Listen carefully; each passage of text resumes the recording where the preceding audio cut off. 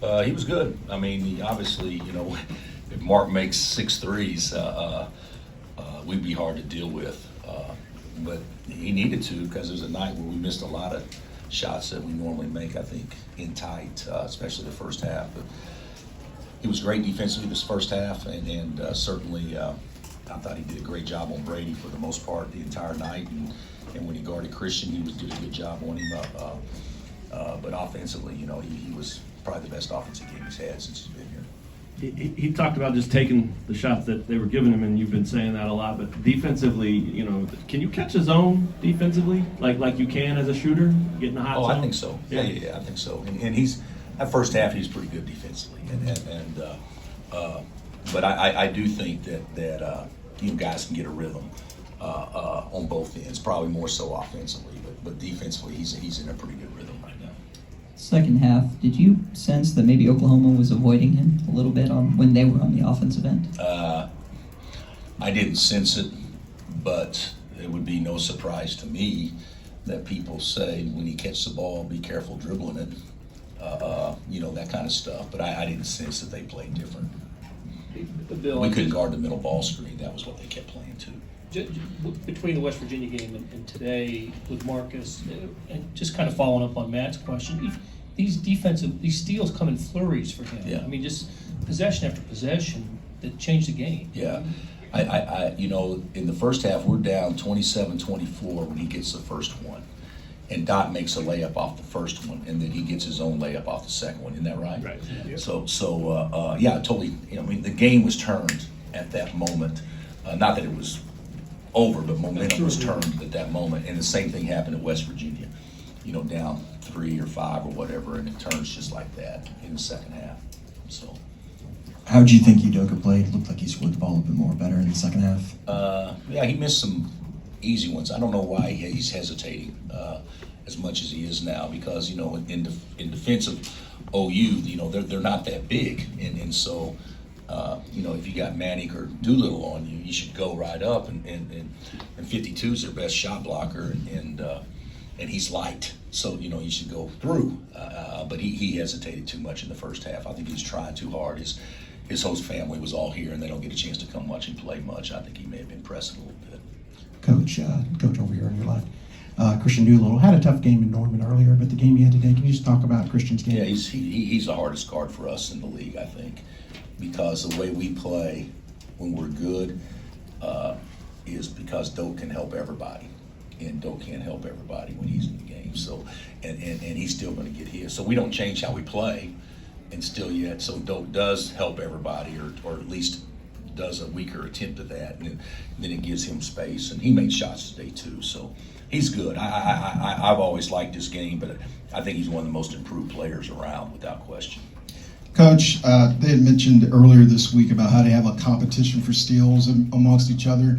Do you feel that encouragement has kind of let them lead to better defensive efforts over the course of the season, especially now recently? I don't think, the guys say a lot of things, and I'm not sure that has anything to do with anything, honestly. But I do think the better we do defensively, there creates more of a sense of pride to try to keep that going. And that didn't happen today, but I do think that we got some guys that are pretty prideful defensively, and I don't think that one thing causes it. I think they've kind of got it in them right now. Bill, how do you think Marcus has progressed as far as mentally handling people sagging off him from last year to this year? I think when you're playing limited minutes, I think those type of defenses can mess with your head more than if you're playing all the time. And Marcus is a guy. I really don't think the more he plays that he cares. I don't think it messes with him mentally if he doesn't shoot it, and I don't think it messes with him if he doesn't make it. I think that he's tough enough that that's just water off his back regardless right now. When you guys are watching film of a previous game, how often does he stand out for things that aren't a steal or a stat? Well, to the coaches, often. Yeah. The thing about it is Marcus is a coach, and he's far more of a coach than anybody that we've had in the last couple of years, without question. And he understands where what everybody should do all the time. And when he doesn't understand, all you got to do is look at him, and he just, he knows. And so it's good, I think, to show players film of he and Doak more than anybody else on how they cover for everybody else. Doak is the best at covering bad defense, and that happens a lot. And people say we really guard. Well, no, he really guards and covers for a lot of guys' mistakes. So I think when we watch film, we try to point those little subtle things out to players to try to get them to understand there's a lot of things that go into making a winning play. And Bill, for a long time, it seemed like Doak was pretty quiet for you guys for 3 years. What do you think about him showing his personality? Oh, I like it. Yeah, he's a grown man. He's 20 years old now. So I do think you think about Doak. He visits here when he's 15, and he hasn't matured into his body. Like people look at Doak and they think big man, and it's big kid. And so when he's walking around campus here at age 16, he wasn't very worldly and all those things. And can you imagine a 14 or 15-year-old going to college and just being amongst college kids, and that's all you have, and no support? So I think that he was a little bit guarded, kind of kept himself away from conversation or confrontation, and he's grown into now he doesn't care, which is a great thing to see. He's really grown up a lot since he's been here. Hey, Bill, I think I read in the game notes this is one of the best starts for KU in a conference season in a long time. And still not good. And it's still not good enough. Right, you're still chasing somebody. I'm wondering how that feels. Oh, the thing about it, we want to win the league bad, and Baylor will want to win the league bad, and it won't be a failure if we don't, because there's obviously, there's other things to play for and everything. But, the best we could be right now is being the number 1 overall seed in the tournament, and we're the number 2 at this joint. At this moment, that's the best that we could be. So I don't think we failed because we aren't that. And the reason we're not is because Baylor beat us on our home floor, and they deserve it. So I'm not looking at it like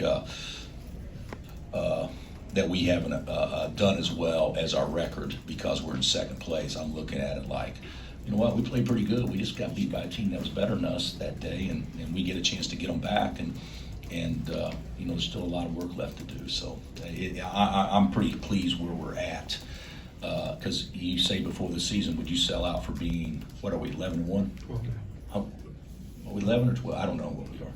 11. So we shake, get it right. So if we're 11-1, every coach in America would sell out for that in conference play, I would think. You kind of referenced Udoka's maturity. Did that show up in the first half? Like shots weren't falling, but he was still engaged. It seemed like. And yeah, maybe. Yeah, maybe. I didn't think. I thought he had some good looks early, and for him, and didn't get him to go down. But yeah, he was engaged. He rebounded the ball the whole game, and you got to be engaged when you're guarding Christian, because if he wasn't, he would have got 35 instead of 27 or whatever it was. Thanks, Coach. Oh, Gary. Monday night, Marcus comes back. What can you say about that? Are you looking forward to that whole situation? Yeah, but I don't get a chance to watch it, so I'm sure I'll hear about it, and I'm sure he'll say something that's memorable that everybody will leave out of here remembering. I think it's great. To think that there's certain criteria, but one of the criteria obviously is if you're an All-American or most valuable player of Final Four, or the player of the year in your league, you're going to get your jersey hung, and he did that and was a terrific player for us. Of course, the first thing he asked is, when we congratulated him, the first thing he said was thanks. It wasn't thanks, it was say, what about Keith? So, I said, well, Keith didn't win Player of the Year. Well, he should have. He could have. So I bet you they both try to speak on Monday, but yeah, but it's pretty remarkable to see how those guys have matured as players, and even though they're both vocal and express themselves emotionally on the court from time to time, I think it's been really fun to watch them grow.